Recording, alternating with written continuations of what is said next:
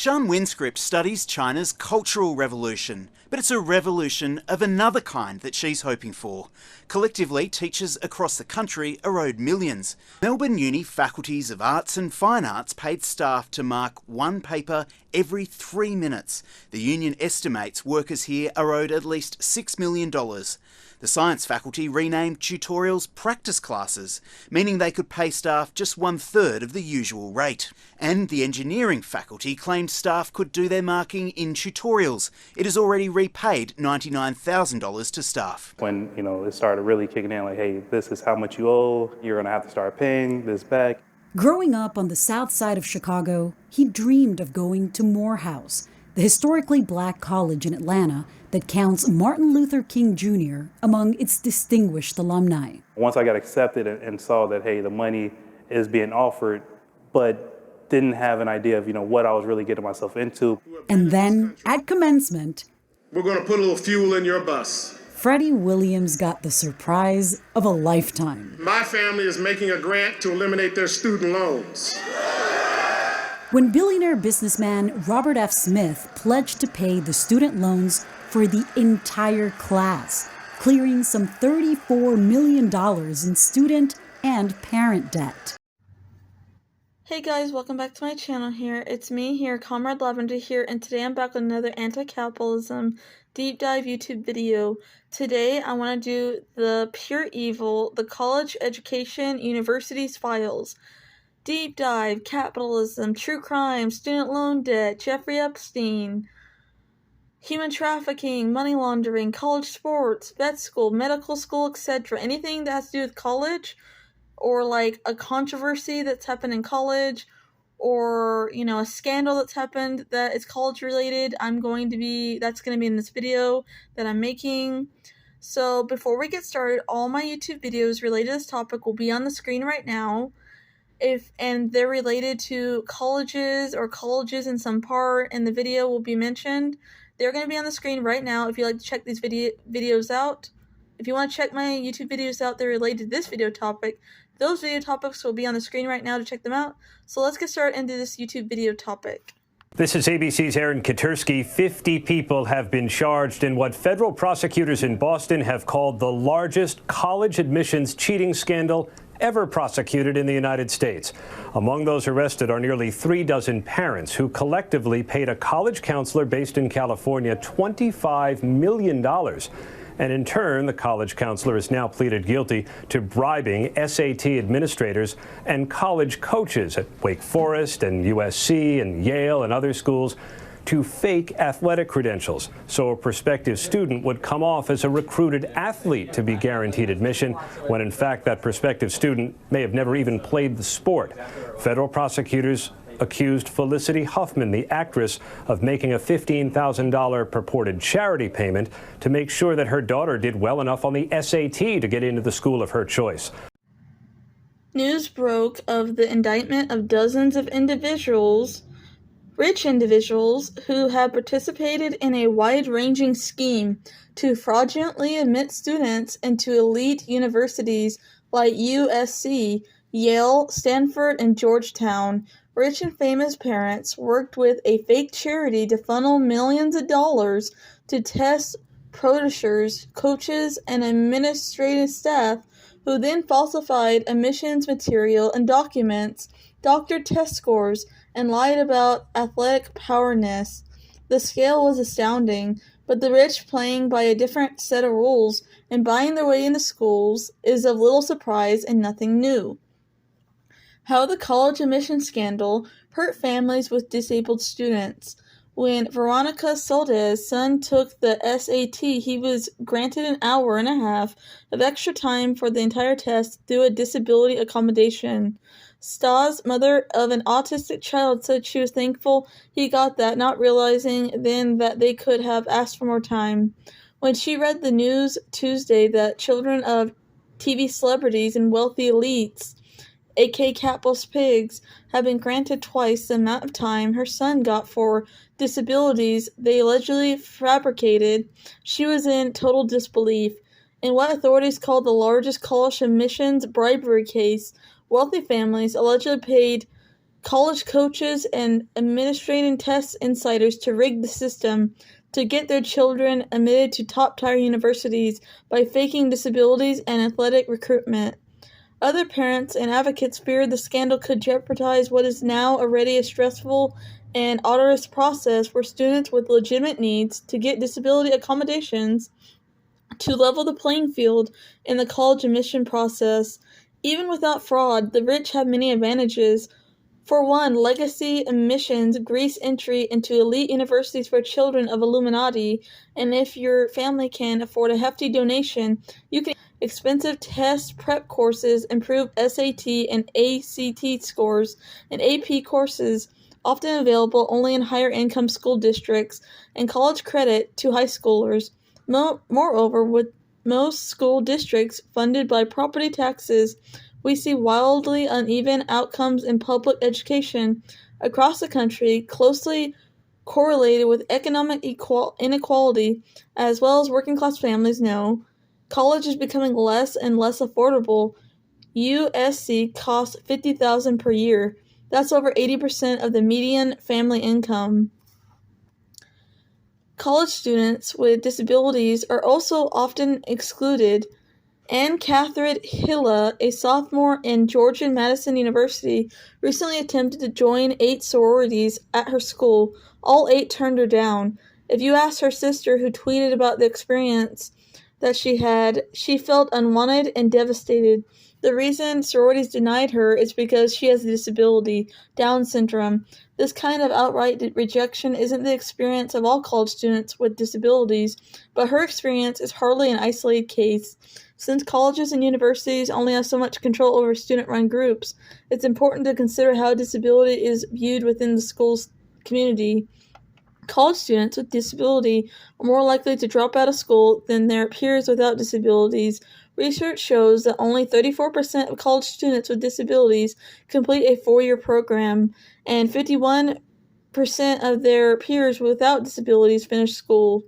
How an elite university research center concealed its relationship with Jeffrey Epstein, the billionaire, capitalist sex offender, and sex trafficker.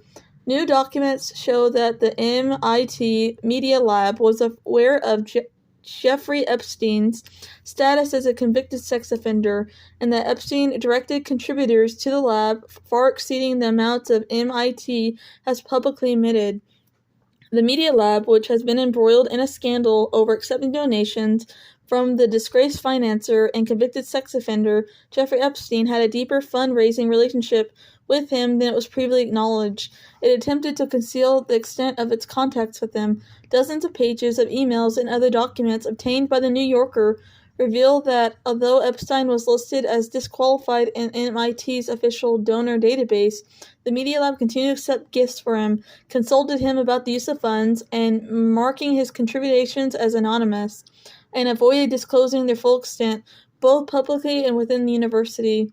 Perhaps most notably, Epstein appeared to serve intermittently between the lab and other wealthy donors, soliciting millions of dollars in the donations from individuals and organizations, including the technologist and philanthropist Bill Gates, the investor Leon Black, according to the records obtained by the New Yorker and accounts from the current and former facility and staff in the Media Lab. Jeffrey Epstein was credited with securing at least $7.5 million in donations for the lab, including $2 million from Gates and $5.5 million from Black. Gifts, the emails described as directed by Epstein or made at his behalf. The effort to conceal the lab's contact with Jeffrey Epstein was so widely known that some staff in the office of the lab's director referred to Epstein as Voldemort and he who shall not be named. The documents and sources suggest there was more to the story. They show the lab was aware of Jeffrey Epstein's total history, and they also show that other lab employees took numerous steps to conceal Epstein's name and identity from being associated with the donations or made solicited. Colleges shut down all the for-profit colleges are suddenly closed. Allegations of fraud and predatory behavior at for-profit colleges.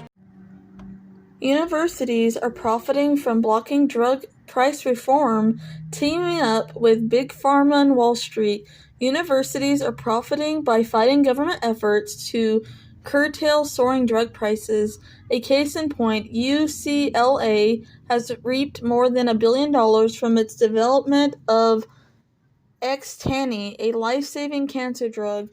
Research universities, and many of them public, have joined forces with pharmaceutical companies and Wall Street firms to fight new government efforts to curtail out-of-control drug prices, saying that regulations could stifle innovation. But these universities are also likely concerned that drug price reforms would hamper their capitalism profits. Case in point, the University of California at Los Angeles has quietly reaped more than $1 billion in payouts from Xtandi, a life-saving cancer drug it developed with the help of government funding and now costs U.S. patients $200,000 a year. The university is among those working to block the government from lowering the cost of prescription drugs like Xtandi that have been developed with taxpayer money.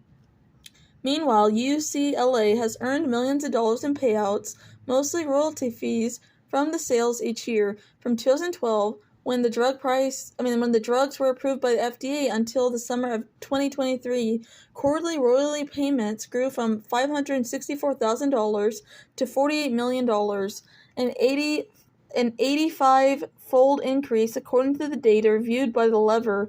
In 2016, the university also sold a portion of the royalty rights it co-owned for $1.1 billion to Royalty Pharma, a company that purchases biopharmaceutical royalties to collect future payouts. Of this amount, UCLA received $520 million, which is put into a portfolio anticipated to bring in approximately $60 million annually until 2027.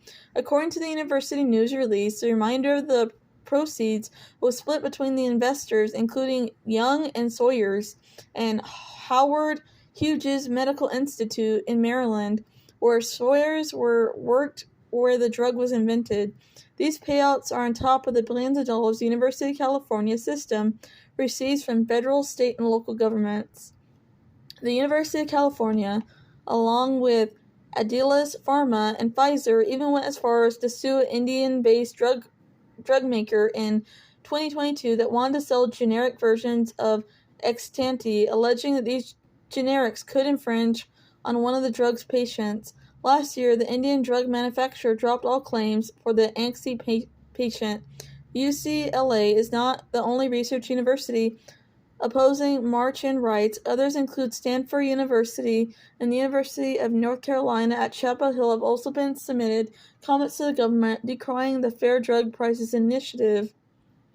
U.S. colleges and universities are becoming giant exploitation machines. Since the 1970s, many colleges and universities have become predatory financial giants, while mountains of student debt pile up and academic work becomes even more precarious. There is multifaceted crisis occurring in higher education in the United States right now.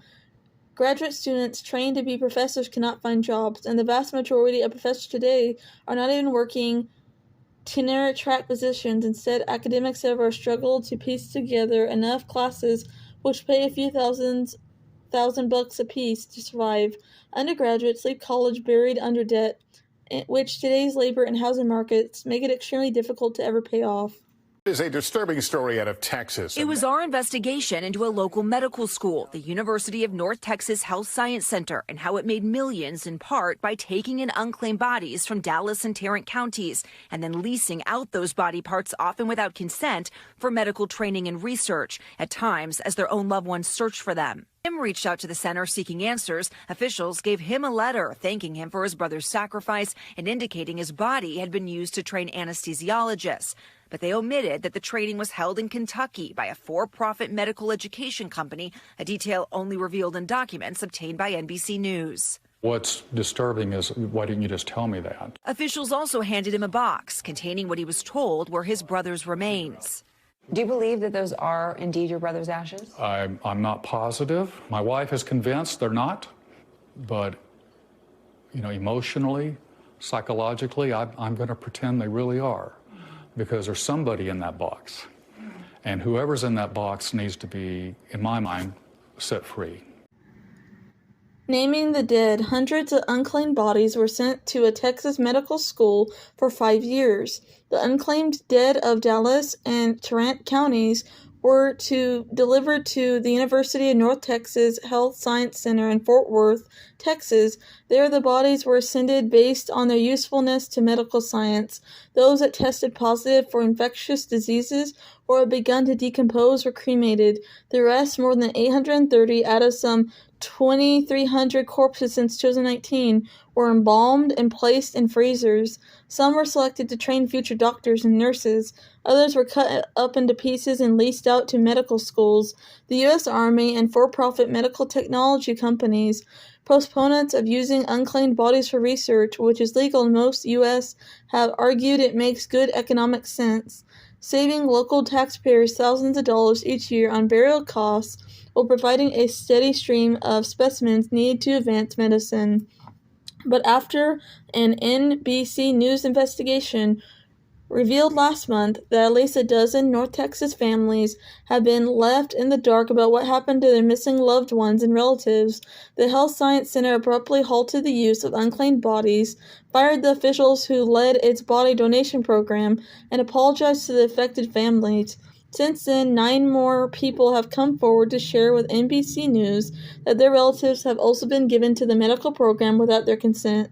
These survivors said that they were disturbed and heartbroken to learn that their loved ones' bodies may have been studied, in some cases dissected and leased out across the country. In an effort to help families find answers, NBC News has published the names of more than 1,800 people and individuals whose bodies were given to the Health Science Center by Dallas and Tarrant counties since 2019. The database is based on spreadsheets of unclaimed bodies obtained through open records requests from county medical examiners. For 8 months in 2009, an investigator from PETA worked undercover inside laboratories at the University of Utah in Salt Lake City. The investigator documented terrible suffering and miserable conditions that PETA believes are violations of state and federal animal protection laws. The university buys homeless dogs and cats from this and other area shelters. These animals are then caged and experimented on.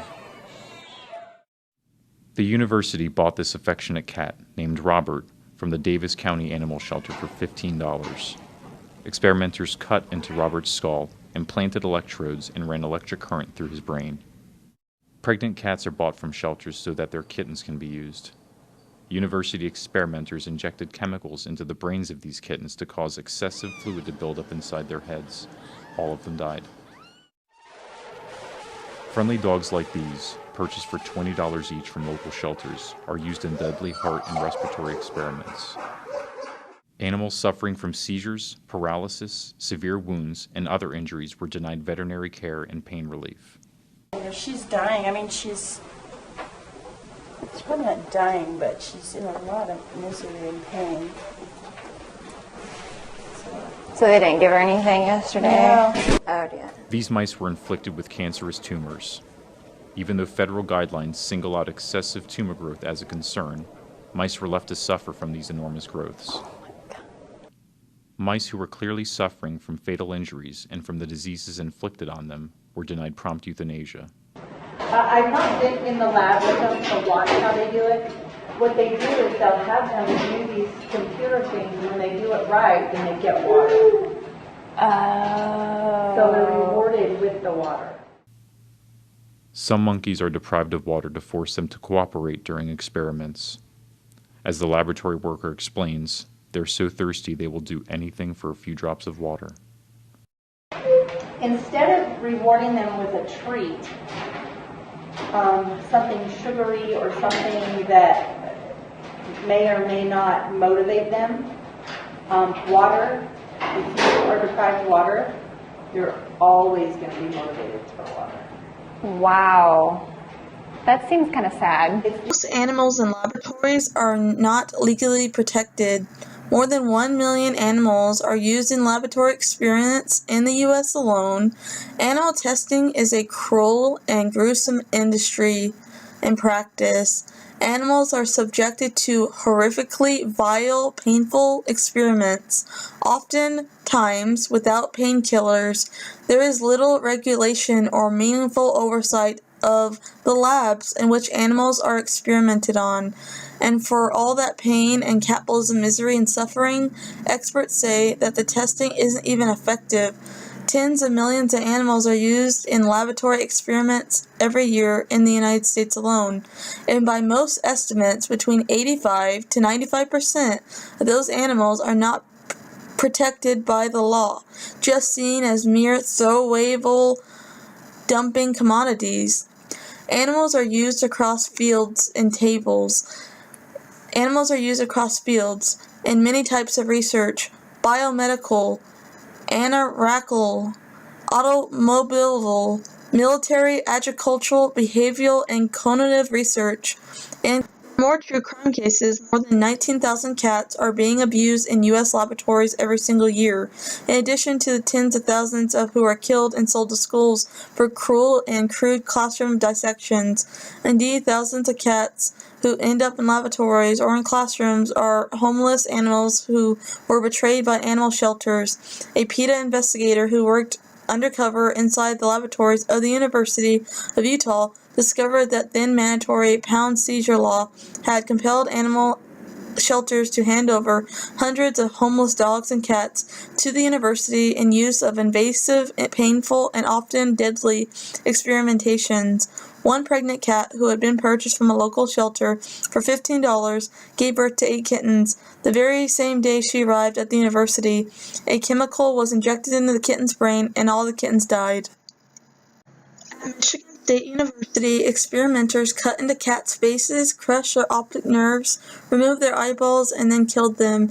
In auditory studies, cats have had their ears cut off and locked in restraint chairs so that their brain activity can be monitored and measured in response to different sounds. In stroke experiments, blood flow was cut off to the cat's brains or eyes is blocked, causing a stroke. As a contract testing laboratory called Professional Laboratory and Research Services, PLRCS, where PETA conducted an undercover investigation, cats suffered seizures and bled through the nose and mouth after experimental chemical was applied to their skin. In spite of all this and the severe reaction that the cats have, the chemical was later administered once again for a second time the very same day. The PLRS was shut down after PETA filed a complaint with the federal authorities. Rutgers, New Jersey Medical School experimented on 46 woodchucks in 2019, aka groundhogs. Experimenters there confined woodchucks to study coronary artery diseases, even though they admit the woodchucks do not experience the disease. The woodchucks are captured from the wild, shipped in New Jersey, and live in a small cage before they are killed as part of the experiment. One woodchuck tried to escape from the lab. When it did, the woodchuck tried to escape the cage. They yanked out a catheter that was hooked up to the IV inside the cage. The catheter caused the woodchuck to lose a lot of blood and died as a result. The Ohio State University reported having a daily average of 140 American alligators in one of their laboratories in 2018.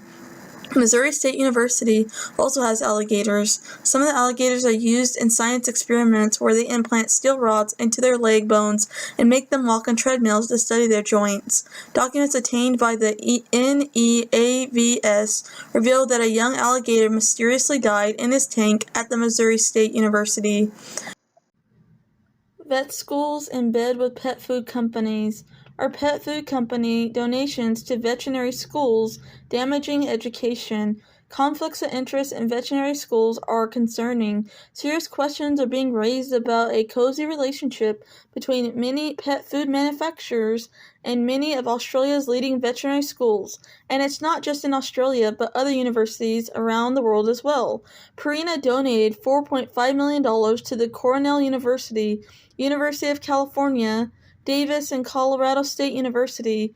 Last year, Kansas State University announced a partnership with Hills, donating an undisclosed amount. In Purina's press release, the company stated, "These 3 new programs build on Purina's decades-long history of supporting veterinary schools and students and the promise to offer exciting scientific and nutritional advances to help our pets live long, healthy lives." But are these donations a true improved standard of education for veterinary students, or are they producing a biased, incomplete veterinary education? In 2009, medical school students at Harvard brought to light a similar incompleteness to their education. From a New York Times article at the time, it was insane. In a first-year pharmacology class at Harvard Medical School, Matt Zeinard grew wary as the professor promoted the benefits of cholesterol drugs and seemed to belittle a student who asked about the side effects. Mr. Zerdin later discovered something by searching online that he began sharing with his classmates. The professor was not only a full-time member of Harvard Medical Facility, but also a paid consultant to 10 drug companies, including 5 makers of cholesterol treatments. At the University of Sydney's Veterinary School in 2015, the nutritional portion of the third-year Small Animal Medicine and Therapeutics, the subject was presented by Hill's Pet Nutritions, makers of Hill Science Diet, among other pet foods, Dr. Penny Dobson. Dobson taught 2 lectures and 1 tutorial over the course, which covers many areas of small animal health. This association is not hidden. The University of Sydney's Veterinary Teaching Hospital website boasts about its close association and relationship with Hills on its website. Dr. Dobson is also the owner and director of a private veterinary practice. Lists her job and LinkedIn profile on the LinkedIn website as the Manager Hills Helpline, Senior Veterinary Nutritional Consultant. She describes her role as assisting with sales, marketing, and veterinary affair educational programs with nurses, practices, universities, AVAs, TAFAs, conferences, and the consumer. Why would someone self-described as working in sales and marketing for one of Australia's biggest pet food manufacturers is seen by the university as the most appropriate person to teach veterinary nutrition is unclear. The university's external interest policy in 2010 requires staff, members, or affiliates those external, personal, or financial interests actually or potentially might be perceived to impact the objectivity of academic presentation or publication in which the staff member or affiliate is involved must ensure that the presentation or publication is accommodated by a public declaration of relevant interests. Some of Dr. Dobson's slides are branded with the Hills copyright logo, and the opening slide identifies her as an employee of the company. She refers to her work with Hills during some of her lectures and directs students to Hills resources, including the Every Pet, Every Time website, which provides details of pet nutrition. Hills owns the website and holds copyright over its content, though it does not feature any prominent Hills branding, nor did Dobson identify it as Hills resource in the lecture. Handy has heard, the news source that I'm getting this information from. Most strikingly, in the course material seen by Hadi Sat, Dr. Dobson repeatedly refers to Hills products and services and emphasizes the importance of feeding small animals processed pet food diet. While the variety of deals between universities and pet food companies is striking, among the cliché of documents released to Lonsdale, extensive redactions make it difficult to tell exactly who's doing what. Handy has been able to piece together a few examples.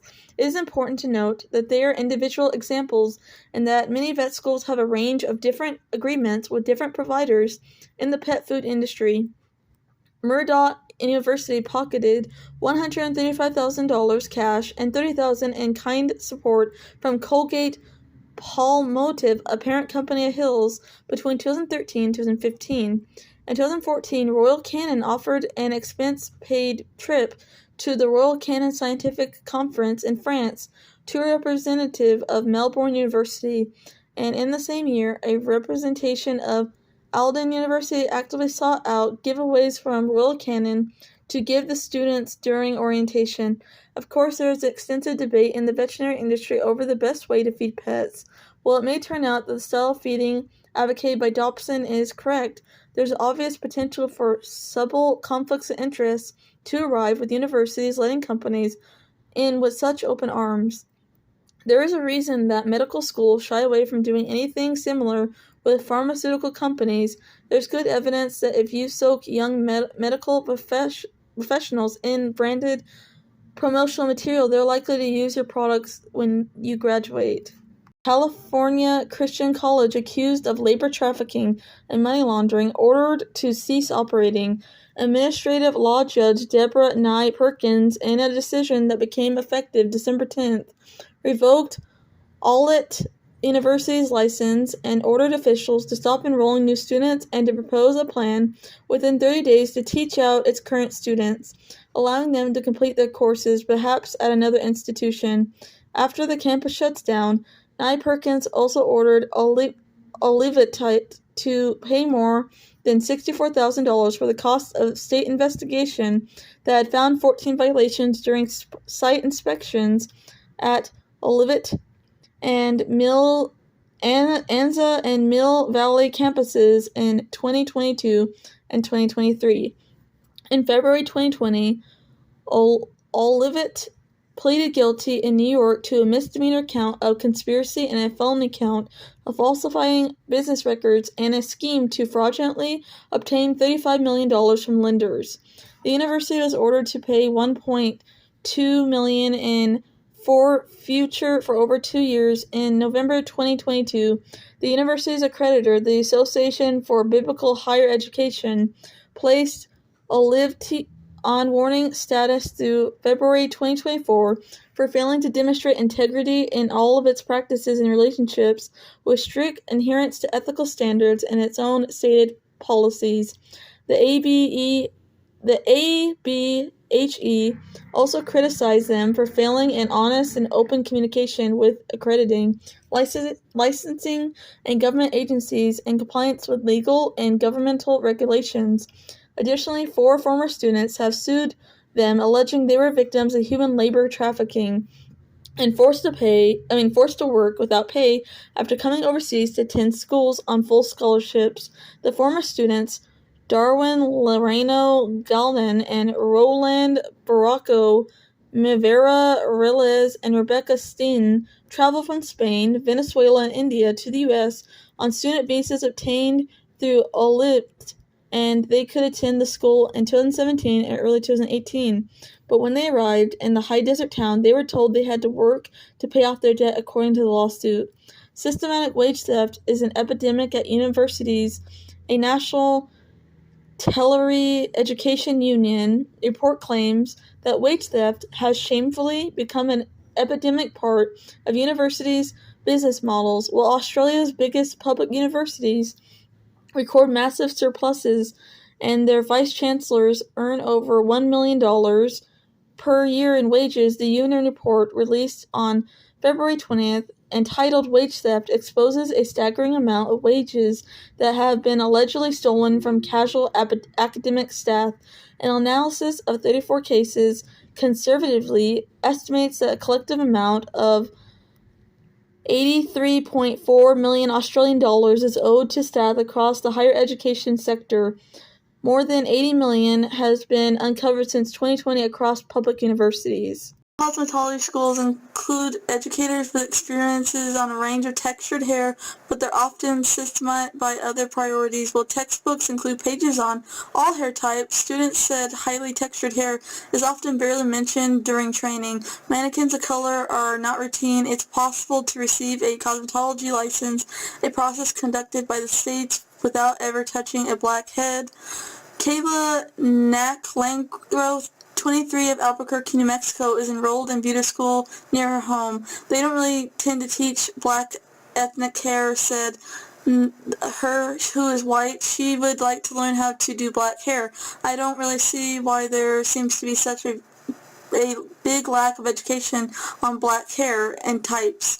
Tammy Joverid, a PhD candidate at Walton University, studies the psychological roots of biases against natural hair and how these biases affect communities of color. She's also a Houston hairstylist who specializes in working with curly hair, particularly black hair. This image provided by Kayla Nagraco shows Nagraco, a beauty school student from Albuquerque, New Mexico, posing for a photo with her cutting shears. People of color in the industry trace bias and discrimination in predominantly white salons to sidelining of formal education focused on black hair. Horror stories are not uncommon, from outright refusal of service to botched treatments and cuts by stylists who don't know what they're doing. Cosmetology programs typically only teach styles and looks.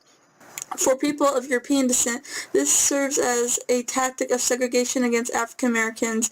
If the salon stylists do not know how to do black hair, then the business will not have to serve black people. Students at Paul Mitchell School, another top name in the cosmetology education center, have made similar complaints. The schools, most also independently owned, recently announced that initiative aims at including all types of hair, standard learning, not specialized. One of the changes is getting practice dolls with a wider range of textured hair, said Paul Mitchell brand ambassador John Mosley, a black barber in Dallas. In hair salons, racial segregation never really ended. I can honestly say some of the worst experiences I've ever had were from the salon hair industry. Just because something is commonplace does not make it okay. Like if it's common practice, commonplace, common practice, it doesn't make it okay.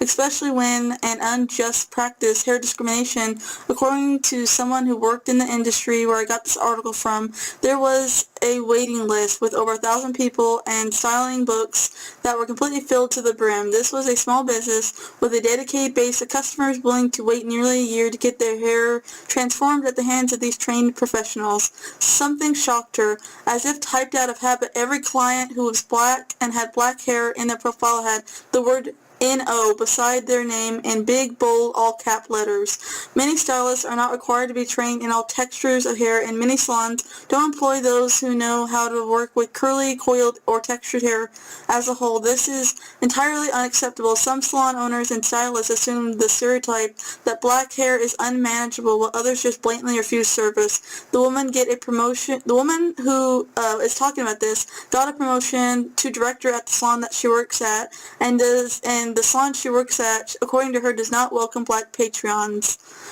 or black customers. Their policy requires that all new clients send in a picture of the hair to get on the wait list, and since the beginning of her employment, she has outright been told to send black women, textured hair or not, any black woman, to a black-owned salon down the street.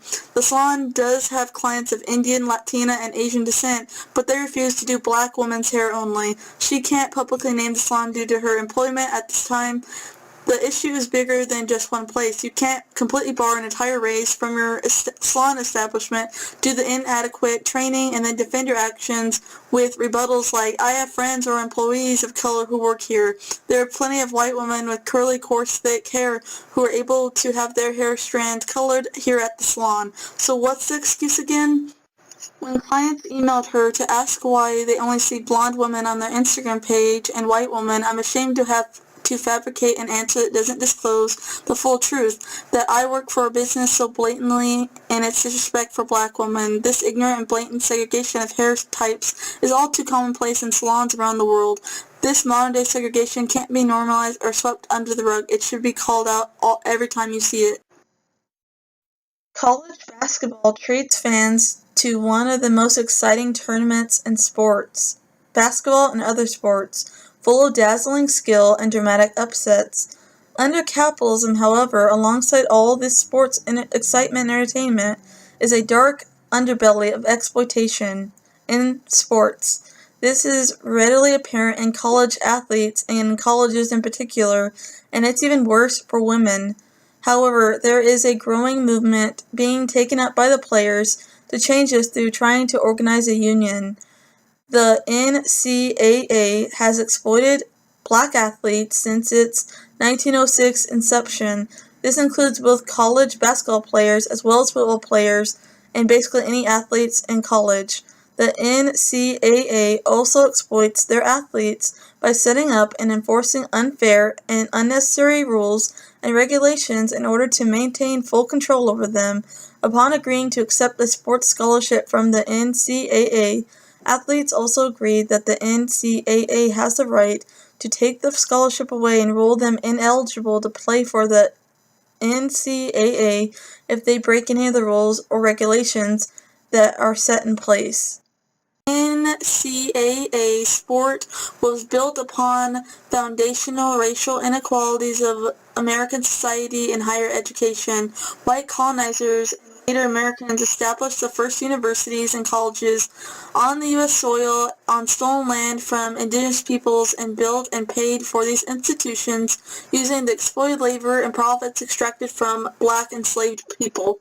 The NCAA though insists that all of its players are student athletes motivated by the love of the game, so on they'll be working for free. Most fans of college football go along with the pretense, looking past the fact that the NCAA makes nearly $1 billion a year from unpaid labor. So by refusing to pay athletes, the NCAA isn't just perpetuating a financial injustice, it's also committing a racial one.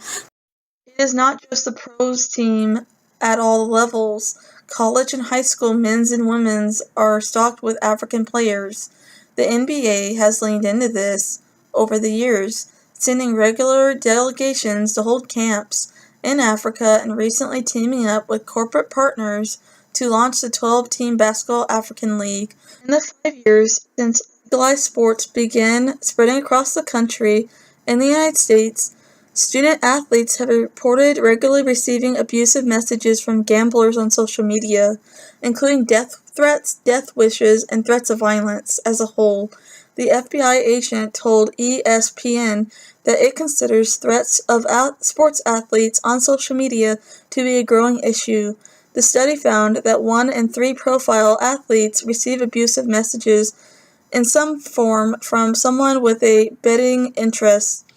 That higher profile events with sports betting marks attract increased volumes of abuse or threats. It found that 90% of harassment and bullying is generated online or through social media. During March Madness in particular, it looked at nearly 1,000 division men's and women's basketball student athletes, 64 teams, and over 280 coaches and 120 NCAA match officials. They found it across the division, men's and women's basketball championships, over 54,000 posts/comments were flagged for potential abuse, bullying, or threats and reviewed by human in-house analysis. Of those 54,000, 4,000 were confirmed as abusive or threatening on social media platforms, with some elevated to law enforcement and police. More than 540 abusive, betting-related messages were directed at men's and women's basketball student athletes, including death threats. Another interesting aspect is that women's basketball student athletes received approximately 3 times more threats than men's basketball student athletes.